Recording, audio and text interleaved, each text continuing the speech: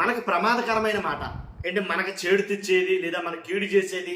మనం ఏదైనా ఒక మాటని పదే పదే అంటా ఉంటే మన పెద్దోళ్ళు ఒక మాట అంటారు, ఏమంటారు, రే పద్దాక పదే పదే ఆ మాటలు అనకరా, పైన తదాస్తు దేవతలు ఉంటారు, తదాస్తు అని అంటారా, కాబట్టి అది జరిగిపోద్దురా, ఆ మాట అనకరా పద్దాక అని అంటారు కదా, అని అంటారా అనరా.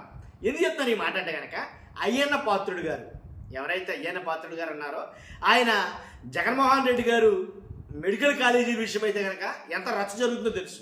ఆ మెడికల్ కాలేజీ విషయంలో నర్సీపట్నంలో మెడికల్ కాలేజీ ఎక్కడుంది అసలు మెడికల్ కాలేజీలు కట్టడానికి నీకు జీవో ఎవరిచ్చాడు, లేదా మెడికల్ కాలేజీ ఎక్కడ ఉంది, మెడికల్ కాలేజీ అసలు జీవో లేకుండానే మెడికల్ కాలేజీలు ఎలా వచ్చేసినాయి అని నిజంగా కట్టుంటే కనుక దమ్ముండి రా, నువ్వు రా నువ్వు రా నువ్వు రా అని పదే పదే అయ్యన్న పాత్రుడు గారు అన్నారేమోనండి ఆ మాట.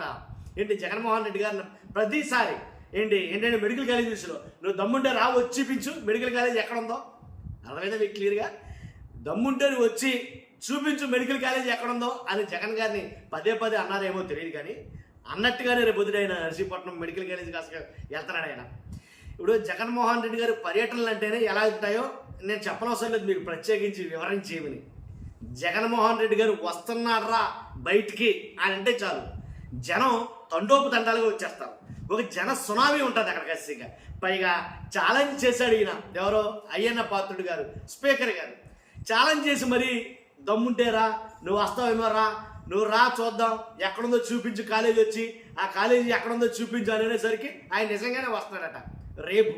కాబట్టి రావటం అలా ఎలా రావట్లేదు, మళ్ళీ మనం వాళ్ళకి ఏదో 1 కిలోమీటర్ 2 కిలోమీటర్లో వచ్చి జస్ట్ అలా చూసి వెళ్ళిపోతారంటే కాదు. విశాఖపట్నం నుంచి 60 కిలోమీటర్ల దూరంలో నర్సీపట్నాన్ని బై రోడ్డు వెళ్ళబోతున్నాడట జగన్మోహన్ రెడ్డి గారు. అస్సలు ఇంకా దాన్ని ఇమాజిన్ చేయలేమండి. ఒక్కసారి ఫస్ట్ లైక్ చేయండి, చెప్తాను విషయం ఏంటో చెప్తాను. లైక్ చేయండి, నాకు మోటివేషన్ ఉంటుంది, ఎక్కువ మందికి ఇన్ఫర్మేషన్ షేర్ అవుతుంది, ఈ విషయం ఎక్కువ మంది తెలుస్తుంది. మీరు లైక్ చేయడం ద్వారా, లైక్ చేయండి మీ బాధ్యత అని చెప్తాను నేను. కొత్తగా మన ఛానల్ చూస్తే పక్కాగా సబ్స్క్రైబ్ చేయండి, మీ అమూల్యమైన అభిప్రాయాన్ని కామెంట్ రూపంలో తెలియజేయండి. ఏంట్రా అంటే కనుక జగన్ గారు బయటకు వస్తున్నారు, మెడికల్ కాలేజీ చూపించబోతున్నారు, అయ్యన్న గారికి భారీ షాక్ తగలబోతుంది అని 100% నోట్ చేసుకోవచ్చు. జగన్మోహన్ రెడ్డి గారు నిజంగా బయటకు వస్తే అదే కాలేజీని చూపించడానికి వెళ్తే కనుక మనం మామూలుగా ఉండబోదు.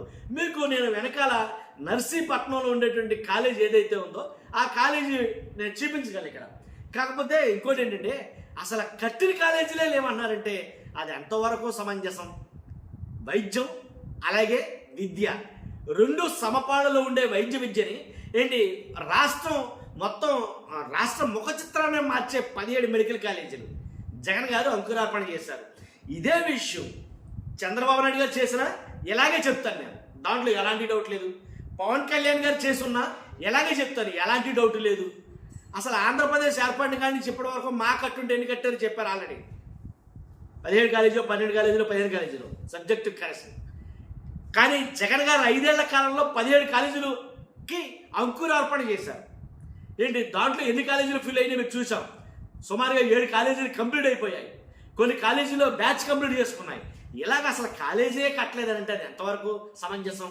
రాష్ట్ర ప్రజలు చూడరా అండి, ఆ ప్రాంతంలో ఏ మెడికల్ కాలేజీలు ఉన్నాయో, మెడికల్ కాలేజీలు కట్టిన ప్రాంతాలు ఏవి ఉన్నాయో ఆ ప్రాంతంలో ఆ నియోజకవర్గ ప్రజలు ఆ జిల్లా ప్రజలు తెలియదండి మెడికల్ కాలేజీ కట్టారని. నిజంగాను వైద్య విద్య కోసం నానా అగచట్లు పడుతున్నారండి. ఆంధ్రప్రదేశ్లో కావచ్చు, తెలంగాణలో కావచ్చు. వైద్య విద్యను అభ్యసించడం కోసం ఇతర దేశాలు వలసపోతున్నారు. అలాంటిది 17 మెడికల్ కాలేజీలు. ఒక్కసారి ఊహించుకోండి, అది నిజంగాను అది ఊహించుకుంటే ఆ ఇమాజిన్ ఎలా ఉంటుంది మీకు అర్థమవుతుంది.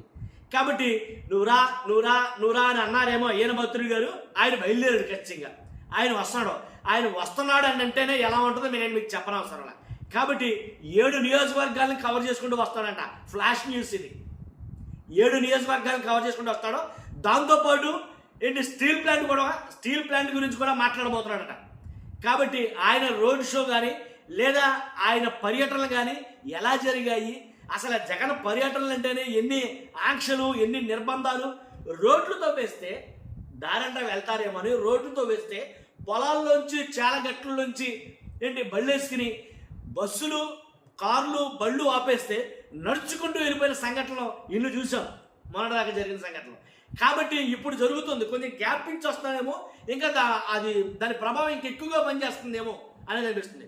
అడుగుతున్నారంట కదా ఏమని, జగన్మోహన్ రెడ్డి గారు వస్తే కనుక ఎంతమందికి ఏంటనేది పర్మిషన్ ఇవ్వడం కోసం అడుగుతున్నారట.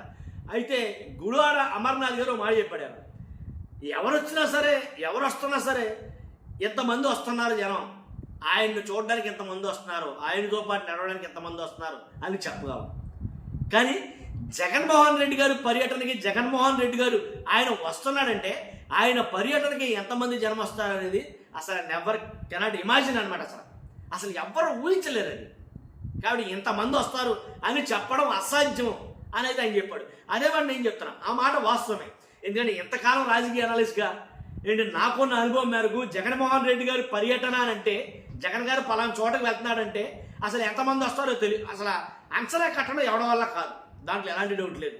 కాబట్టి ఎంతమంది అని చెప్పడం కష్టమే. వాళ్ళు కూడా ఎక్కడా ఎందుకంటే ఏదైనా ఒక పెళ్ళికి వెళ్తేనే జనాలు తండోపు వచ్చి పడిపోతూ ఉంటారు. అసలు ఆ క్రౌడ్ని కంట్రోల్ చేయడం కష్టం.